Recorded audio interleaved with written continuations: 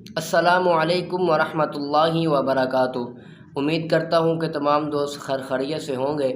میں آپ کا پیارا بھائی حافظ محمد احمد حسن، اور میرے تمام دیکھنے والوں کو جمعہ بہت بہت مبارک ہو۔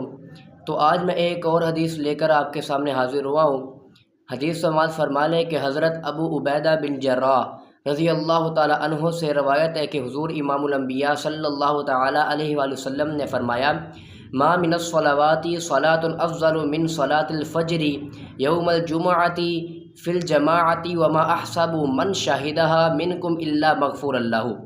فرمایا یعنی سب سے افضل نماز روز جمعہ نماز فجر با جماعت پڑھنا ہے، اور مجھے امید ہے کہ جو جمعے کے دن نماز فجر با جماعت ادا کرتا ہے اللہ رب العزت اس کے گناہوں کو بخش دیتا ہے۔ اس حدیث مبارکہ میں نماز جمعہ نماز فجر با جماعت پڑھنے کی فضیلت بیان ہوئی۔ تو اللہ رب العزت نے فرمایا کہ جو بندہ جمعے کے دن نماز فجر با جماعت ادا کرتا ہے تو اللہ رب العزت اس کے صغیرہ گناہوں کو بخش دیتا ہے۔ تو یہ رہی آج کی ہماری حدیث مبارکہ۔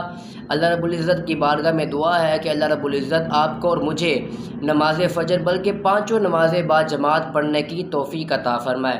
اللہ رب العزت ہم سب کے صغیرہ کبیرہ گناہوں کو معاف فرمائے، حضور کی پوری امت کی بخشش فرمائے، اور بالخصوص اللہ رب العزت فلسطین کے مسلمان، غزہ کے مسلمانوں کی حفاظت فرمائے، ان کے ساتھ غیبانہ مدد فرمائے۔